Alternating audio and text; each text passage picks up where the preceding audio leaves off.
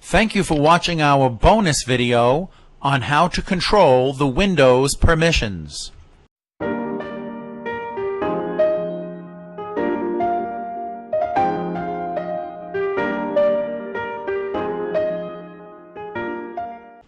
All the steps we are about to show you are the same in Windows XP, Windows 7, Windows 8, and Windows 10. These steps will keep your computer secure. First, you should set up an administrator password. That's because if you start your computer and it does not ask for a password, it means anyone who uses the computer is logged in as the administrator and has full permissions to do everything.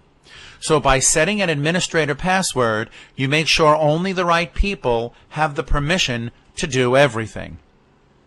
You then have to set up other users besides the administrator and give them their own passwords.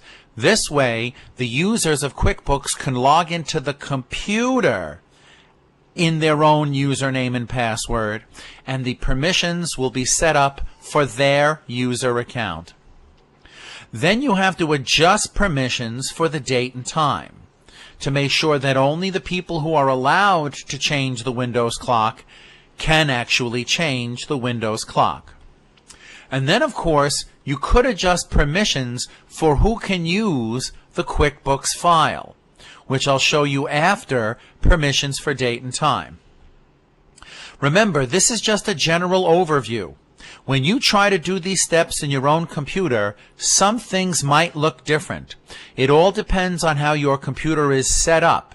So, if you're following step by step and you see something different on your screen compared to what's in the video, consult your network technician or your local computer nerd. Now, let's just show you the first two. How do you set up an administrator password, and how do you put on other users and give them passwords? In every version of Windows, it's the control panel that controls the user accounts. So you should open the control panel, maybe view large or small icons if the control panel is in categories. So for example, if your control panel opened and looked like this, you might want to change it to view icons. This way you can find the icon that says user accounts. We click on it and we have the make changes to your user account. Now I'm the administrator, so the first thing you'll get to is create a password for your own account.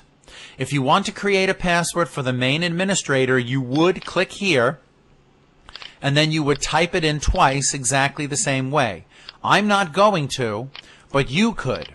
And then if you type it in twice and click Create Password, that means every future time that you open the computer, you will need to put in that password to be logged in as the administrator. You should also come to this very same window if you want to create another user account and give that other user account a username and password.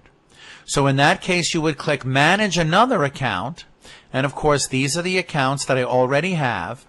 And if you wanted to create a new account, you would click here, and of course you could choose Standard User or Administrator, and regardless of which, when you click Create Account, it'll ask you if you want to set up a password for that user account.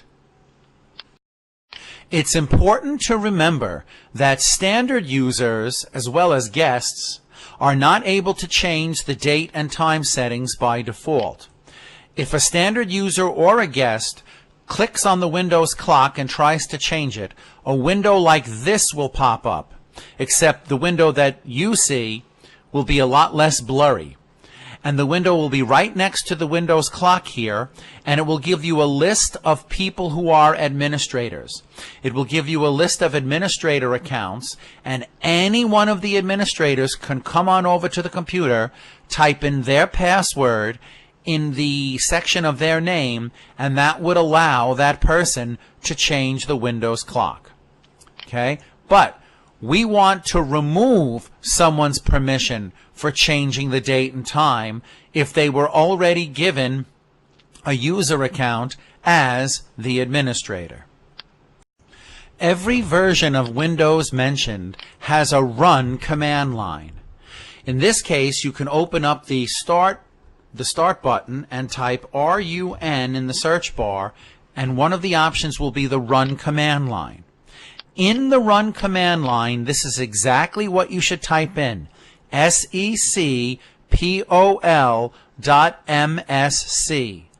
That will open up the security policy for Microsoft Windows.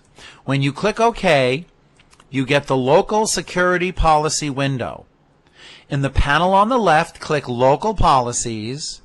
Then on the right, click User Rights Assignment. Double-click to open it up. You get a list of system tools that you can grant or take away permissions for other administrators. Now, click over here where it says Change the System Time.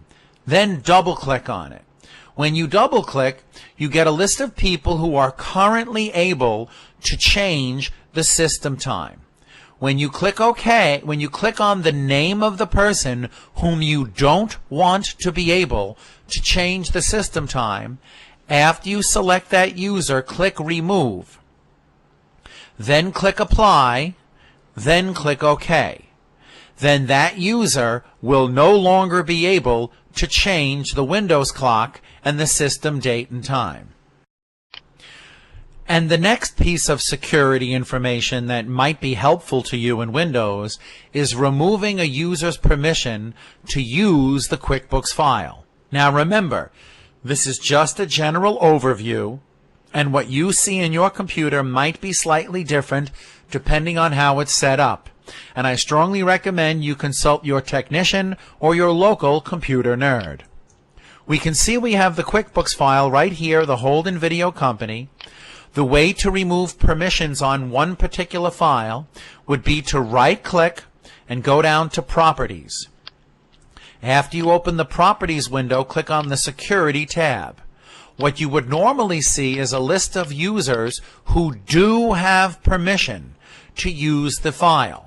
You would click on that user. I don't know why we don't see Dan here because I can't find my local computer nerd right now. But normally Dan or any other administrator who has the permission to use this file would show up here. Then after you click on that person, you would click Edit for their permissions, and then you would determine what that person is able to do or what that user account is able to do for the file. And then you could click Deny, Deny, Deny, Deny. If you only want them to read the file but not be able to change it, you would deny everything except the read, and you would leave that unchecked. And that's how you do it.